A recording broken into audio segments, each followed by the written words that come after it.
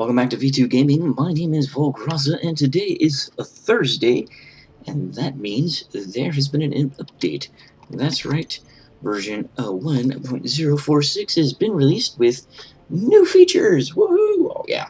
Okay, so right here we have sensor blocks, blinking light options, warhead terminal controls, and of course they're working on the multiplayer lag slowdown, to say the least. So let's just pretty much jump straight in here, get back into my body, and I can show you all the cool stuff. Now, the sensor block here is this item right here, and you can set it to do a whole bunch of things. And so if we just go into the menu, here we can scroll down.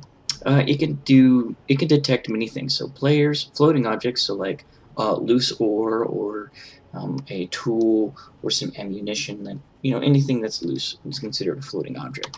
Small ships and large ships, or you can just have it. You can select all or just one. You can also define the collision volume here, and I can show you that. Just fly backwards, and finally I fixed my F11 key. Apparently the recording software I use had a screenshot function bound to the F11 key. So if we just push F11 here, physics primitives, you can see there is the collision volume. Now, to set up a sensor, it was very simple, and I had to do a little bit of cheating to get this one to work. And I'll explain that here in a minute. You go down to Setup Actions, and you can pick any object in here that is, same as a button. But what we're going to do is this is Blast Door 3 reverse and Blast Door 3 close reverse. You have two options. Approach, so once something enters the collision volume, so in this particular case a small ship has entered the collision volume, do task A. And if a small ship has left the collision volume, do task B.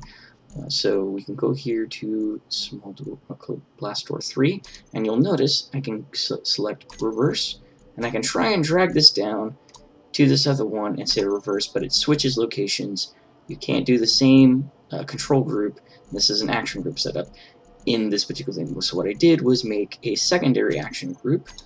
So we'll just reverse on. No, I don't want on, so please go to reverse. There we go.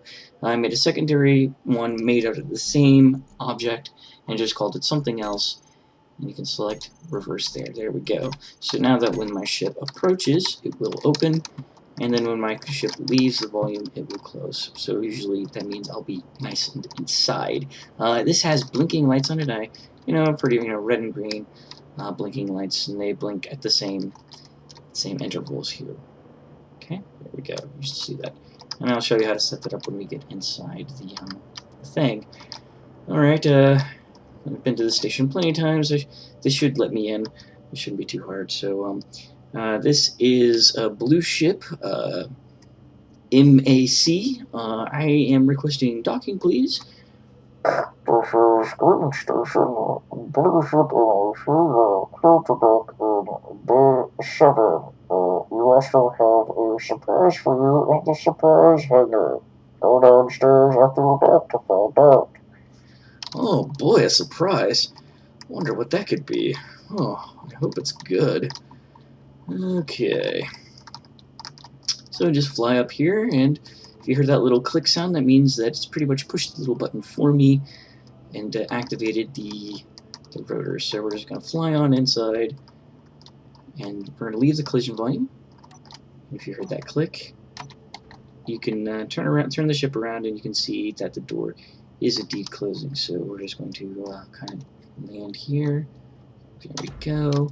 Now the blinking lights are pretty easy to set up. They're pretty simple. I'll just press K, type in Spotlight, and you'll see here that there are some new functions. So you have blink interval, blink length, and blink offset. Blink interval is how many seconds it will blink. This is how long of those seconds it will blink for, and this is in case you want to offset how long each of the lights blink. So you could set up a chain of blinking lights. So one will blink, then the next one will blink, then etc. down the chain. So it'll look like it's a flowing line of blinking lights. And it can be pretty cool. It's you can fiddle around with this and get the options you want. So if I had this green light here set to, and you can now press Control, hold down Control, press left click, and you can now set the values, and this works for all the different sliders. So here, oh, okay, maybe it doesn't work for this. Alright, so we're just going to leave that one.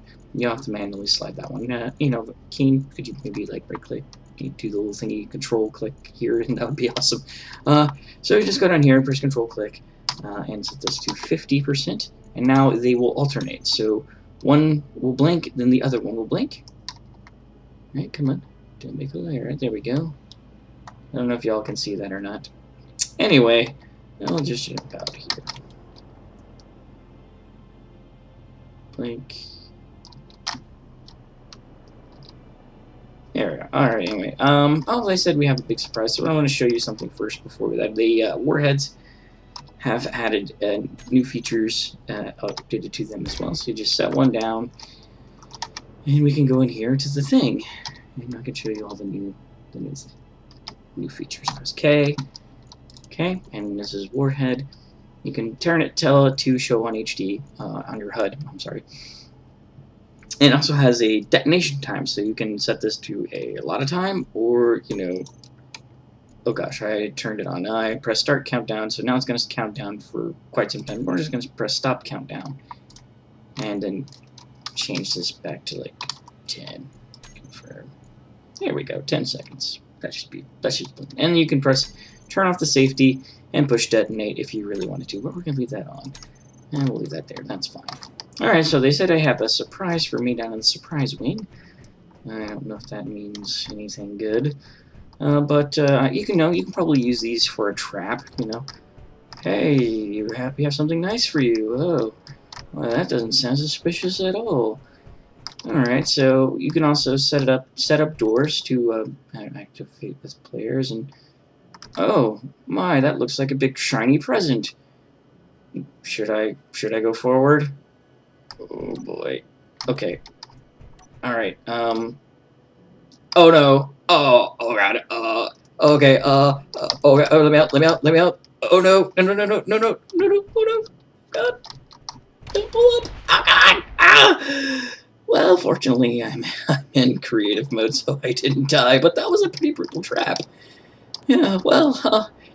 Anyway, so as you can see, that's pretty effective. I set the collision volume for the door to be passed, so that when I tried to, once I passed through this door and it closed, there was pretty much no way out. The door's closed, then the bomb activated if you got too close to it, and it was pretty much GG. It was really awesome. You can make traps with these, with the sensors, and the new explosive things. You could even set it to automatically detonate straight away. It's pretty nifty. That's pretty much it for this update. Alright, let me just land here and press F8. Alright, so, yeah. Thank you again for watching, and if you like our videos, please subscribe, give it a like. You know, that really helps us grow our channel. And subscribe for more videos, and as always, be good.